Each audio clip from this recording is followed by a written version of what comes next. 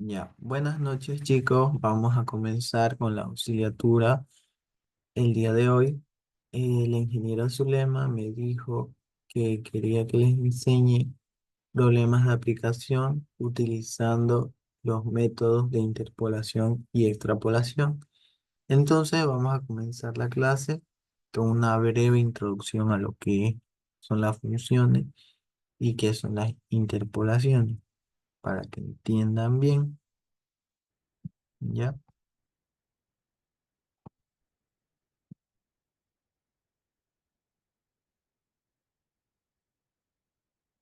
Ya. Mm. Entonces, ¿qué es una interpolación? Una interpolación, una interpolación es un método usado para estimar valores dentro de un conjunto de datos conocidos.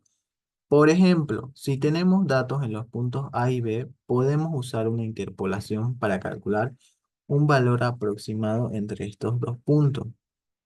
Es decir, de manera vulgar podemos decir que es como rellenar hueco entre datos ya existentes. En contraste o a diferencia en la extrapolación, es estimar valores más allá de datos conocidos. Es decir, tenemos un límite A y B, entonces vamos a conocer un dato más allá de B o antes de A, ¿ya? Por ejemplo, tenemos una función ya sea lineal o ya sea cuadrática. Vamos a eh, por así como decir, predecir un valor entre dos puntos. ¿No es cierto? Una recta es una función que viene desde menos infinito hasta más infinito, ¿ya? Y conociendo dos puntos, xy y xy, dándonos un valor para la variable independiente, nos va a arrojar un valor para la variable dependiente. Ya, entonces, y como la función lineal es dependiente constante, la pendiente no varía y es una sola. En cambio, una función cuadrática es distinto, como lo vamos a ver a continuación. ¿Cuántos tipos de interpolación o extrapolación existen? Tenemos interpolación lineal, polinómica, trigonométrica, de funciones radiales y de funciones de base radial. Estas son algunas interpolaciones que existen, porque existen muchas más, existen algunas más. Ahora, para el interés de la materia de lo que nos compete, vamos a utilizar más que todo la que es la interpolación lineal y lo que es la interpolación cuadrática. ¿Qué es una interpolación lineal? Una interpolación lineal usa líneas rectas para conectar puntos consecutivos de los datos. Esta es simple y es rápida, pero no podemos usarla para ecuaciones que son no lineales, ¿ya? Ahora, la interpolación polinómica se utilizan para aquellas funciones que en su ecuación tienen un grado igual a 2 o mayor, es decir, cuadrática o de grado 3, grado 4, etcétera. Luego tenemos la interpolación trigonométrica, que usa funciones trigonométricas para datos periódicos o que siguen un patrón repetitivo. Es decir, por ejemplo, en la física tenemos fenómenos como lo que es las ondas de luz, las ondas de sonido, que estas siguen un comportamiento de acuerdo a funciones trigonométricas, como ser funciones senoidales o funciones de coseno, funciones tangenciales. En este caso, aplicamos lo que es una interpolación trigonométrica o extrapolación trigonométrica. Ya, em, luego tenemos por funciones racionales, que en este caso es cuando la variable se encuentra en el numerador o en el denominador, siendo útil cuando otros métodos no son efectivos debido a la singularidad de esta función. Y otra, por ejemplo, es las funciones de base radial, que se usa para estimar valores en datos multidimensionales. Este tipo de interpolación es usada en el campo de la mecánica cuántica, ¿ya? Pero para la materia, como ya dije, vamos a utilizar la interpolación lineal y la interpolación cuadrática, ¿ya? Esta es una función lineal, puede ser ascendente, descendente, ¿ya? De izquierda a derecha, derecha a izquierda. Y como les dije, como es una, como es una recta, tiene una sola pendiente y basta con conocer dos puntos. Conociendo dos puntos podemos estimar un punto entre estos dos límites, ¿ya? Este, y sigue la siguiente forma. Y, que es la variable independiente, va a ser igual a la pendiente por nuestra variable dependiente más b, que es nuestro coeficiente que no tiene, o sea, el coeficiente independiente de la variable x, ¿no? Entonces, esta función de acá, la función lineal, tiene una pendiente constante, ¿ya? Y basta con introducir los valores a su calculadora para que les arroje un dato interpolado o extrapolado. En la función cuadrática sigue la siguiente forma. Y va a ser igual al término cuadrático más el término lineal más el término independiente. El término cuadrático está acompañado por un coeficiente y está elevado al cuadrado. Este le da el comportamiento cuadrático o, es decir, un comportamiento parabólico o semiparabólico de la función. Luego tenemos el término lineal, que también tiene su coeficiente, y tenemos un coeficiente aparte, independiente. Ojo, en este caso, sí o sí a la calculadora se le tiene que dar tres valores, ya sea un valor acá, un valor acá y un valor acá, un valor acá y un valor acá y un valor acá, pero sí o sí a la calculadora le tenemos que dar tres puntos, tres valores para X y tres valores para Y, para que dándole un valor a X me dé una respuesta en Y, ¿ya? Es decir, podamos hacer una interpolación o extrapolación. Por ejemplo, ya con esa introducción vamos a dar paso a los problemas de aplicación que nos competen en la materia. Problema uno. Una intensidad de 4 amperios circula por un solenoide de 25 centímetros de longitud, conformado por 2500 espiras de 5 centímetros de radio, y se pide determinar el campo magnético en el interior del solenoide si ésta está completamente vacía. Dato. Nos dice que tenemos una intensidad de 4 amperios. Ya tenemos una intensidad que circula por un solenoide que tiene una longitud de 25 centímetros, que llevado a este sistema internacional sería 0,25 metros. Por este solenoide circulan o está conformado por 2500 espiras o vueltas. Entonces las anotamos. Estas espiras tienen un radio de 5 centímetros, que es igual a 0,05 metros en el sistema internacional. Resolución. Este campo magnético se expresa de la siguiente forma, donde va a ser igual al coeficiente de permitividad absoluto por la intensidad por el número de vueltas entre la longitud del solenoide. ¿Ya? Ahora, como nos dice que el solenoide está completamente vacío, en este caso, la permitividad absoluta va a ser igual a la permitibilidad en el vacío, que es una variable constante que ya se conoce. Como dice acá, donde mu es la permeabilidad magnética del medio que se encuentra en el interior del solenoide. Dado que el material es el vacío, se cumple que la permeabilidad absoluta va a ser igual a la permeabilidad del vacío, es decir, 4pi por 10 a la menos 7. Por tanto, sustituyendo los valores que conocemos, en este caso, la variable que nos va que nos va a cambiar es el número de espiras o vueltas. En este caso sería este término de acá, 2500, en este caso 3000, 3500 y 4000. Y eso nos va a dar un valor de B1, B2, B3 y B4. Y las otras variables se mantienen constantes.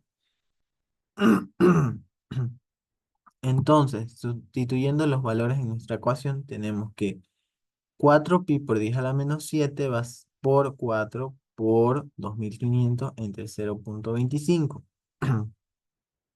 Eso nos da un valor de B1 igual a 0,05, un valor de B2 igual a 0,06, un valor de B3 igual a 0,07 y un valor de B4 igual a 0,08. Acá tenemos un cuadro con los datos tabulados donde tenemos 4 puntos, la longitud es constante, el número de vueltas es una variable, la intensidad es constante, el campo magnético es nuestra otra variable.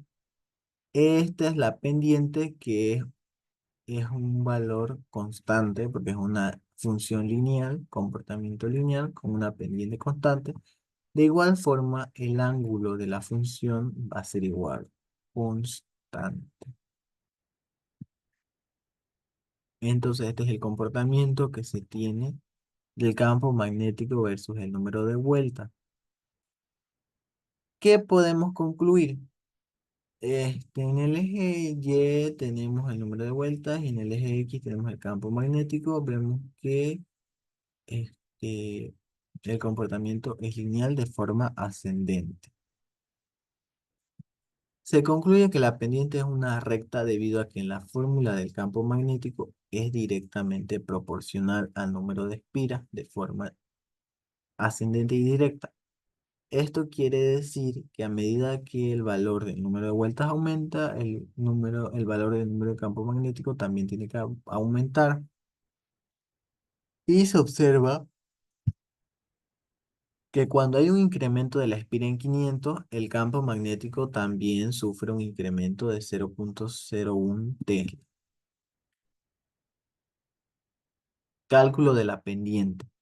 Para calcular la pendiente, se sabe que esto va a ser igual a la variación del eje Y sobre la variación del eje X. Es decir, Y2 menos Y1, que son los límites en ese eje, sobre X2 menos X1, que son los límites de, del eje X. Entonces tenemos 3000 menos 2500 sobre 0,06 menos 0,05. Y entre esos puntos se tiene una pendiente de 50.000, que es un valor constante. Si quisiéramos hallar entre otro punto Y2 y Y1 y X sobre X2 y X1, nos va a dar el mismo valor, ya, porque la pendiente es constante.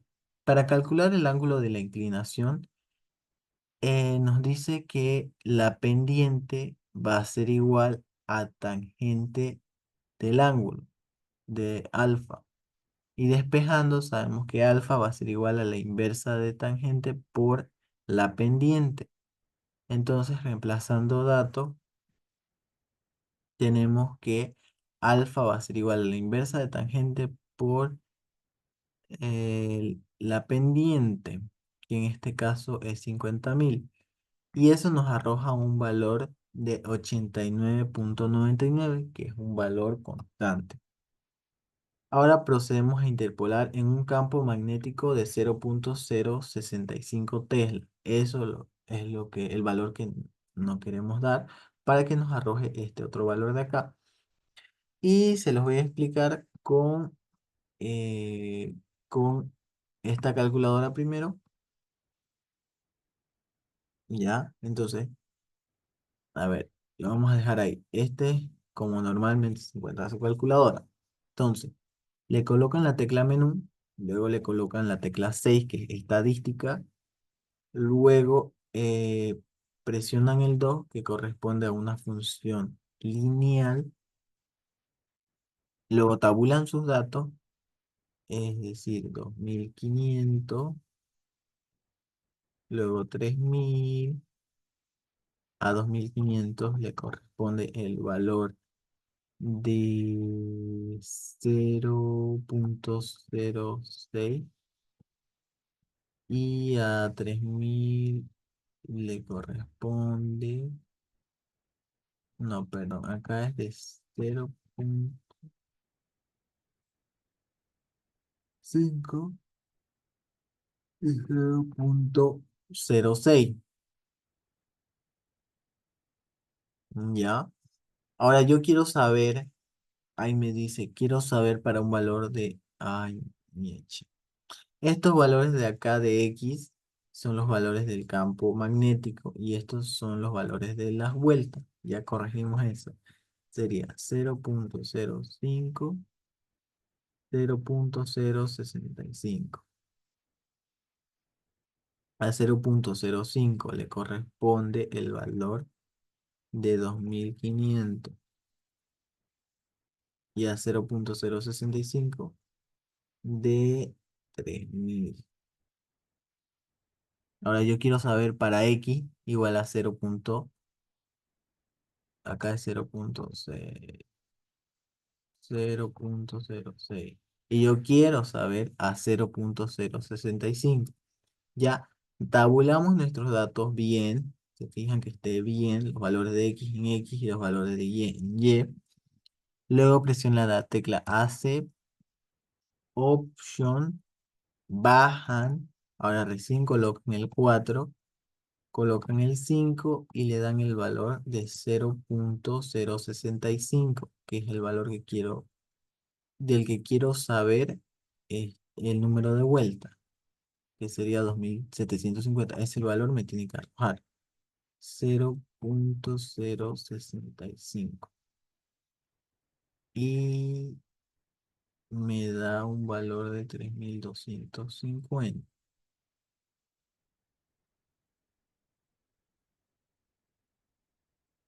Porque acá lo que hice fue una extrapolación. Miren, si se fijan, ajá, le di valor de 0,065 y me arrojó de 3250. ¿No es cierto? Esto que hice ahorita fue una extrapolación. Ya, si quisiera hacer una interpolación, digamos, acá le quiero saber el valor de 0,055. Y ahí me va a arrojar este valor de acá, de 2750. Si quieren, podemos hacer la comprobación. Ahí tenemos estos valores. Colocamos la tecla C, luego Option, luego regresión, 5. Acá le ponemos 0,055 y eso me da este valor de acá. Esto ya es una interpolación. Ya, sigamos. Esta función sigue la siguiente ecuación, como ya sabemos. Hacemos la igualación de variaciones de y y de x y posterior despejamos y y x. Esta es la forma manual de hacer sin calculadora. ¿Ya? Entonces se reemplazan los datos y se saca de igual forma de manera manual.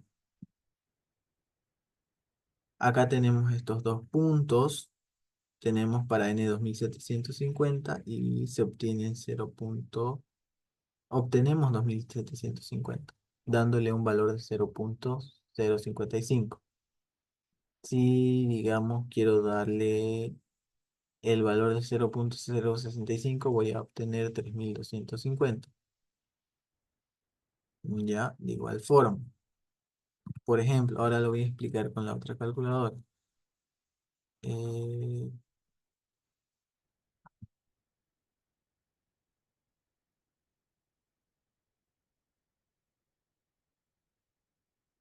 pucha,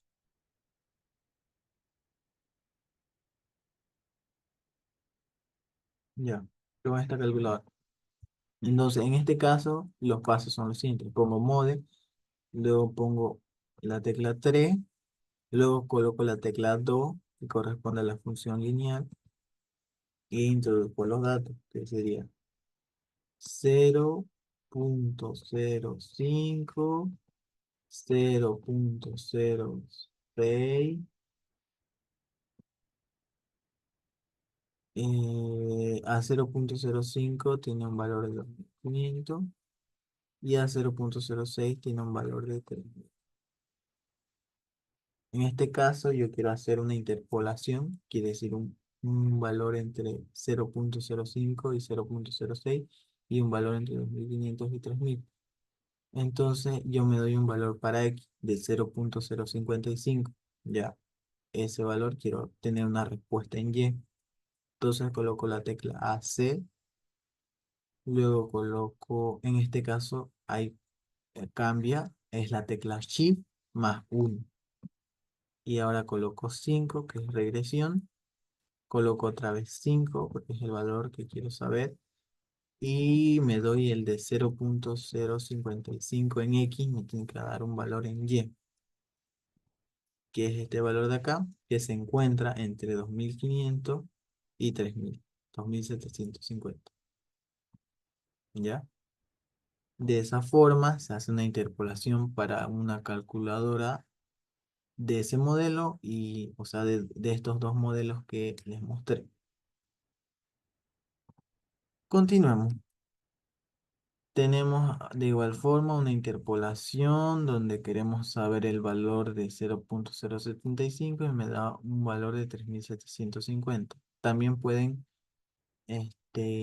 para conocer el valor digamos, conocen el valor de y, quieren conocer de x, siguen los mismos pasos. Ahí en su calculadora le colocan en x, ya no en y, y hacen lo mismo, ya sea una interpolación o una extrapolación. Acá tenemos un dato, un cuadro con datos tabulados donde se hizo pruebas de interpolación y extrapolación para campos magnéticos. Eh, Vemos que el número de vueltas va aumentando, el campo magnético aumenta y la pendiente es constante.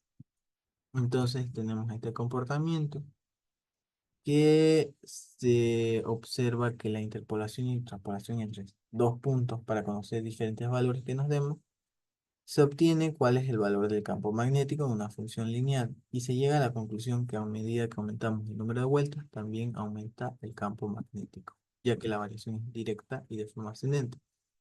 Acá tenemos un problema de flujo magnético donde también el comportamiento es lineal y nos dice calcular el flujo magnético creado por las líneas de un campo magnético de 10 teslas, 15 teslas, 20 teslas y 25 teslas que atraviesan perpendicularmente. Quiere decir que el ángulo va a ser de 0 grados y esta superficie es de 1 metro cuadrado. La superficie sobre la cual actúa y el ángulo de incidencia formado entre las líneas de campo magnético y los diferentes elementos de dicha superficie es de 0 grados.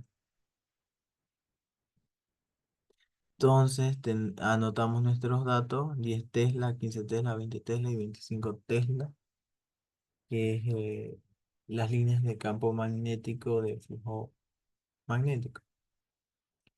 Acá tenemos un ángulo de 0 grados y un área de 2 metros cuadrados. Sabemos que la intensidad del campo magnético va a ser igual a B por el área por el coseno del ángulo, que en este caso, como es el coseno de 0 es igual a la unidad, entonces la ecuación quedaría como la intensidad del campo va a ser igual a B por A, simplemente,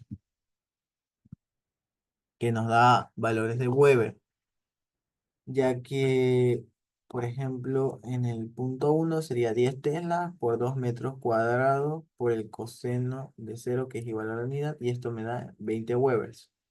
Hacemos lo mismo, reemplazamos datos para un punto 2, un punto 3 y un punto 4, que nos da en valores de Weber, ya que Tesla por metro cuadrado es igual a Weber. Y en el punto uno me da 20 Weber, en el punto 2 me da 30 Weber en el punto 3 40 Weber y en el punto 4 50 Weber.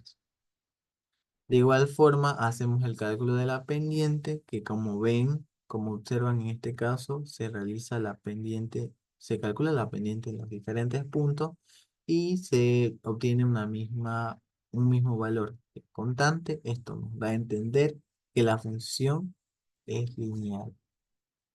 Para calcular el ángulo, en este caso es igual.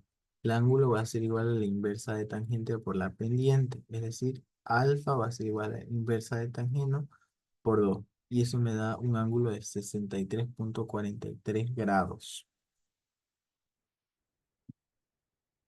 Acá tenemos igual datos tabulados de punto 1, 2, 3 y 4. El campo que me den Tesla de 10, 15, 20, 25. Esta es nuestra variable.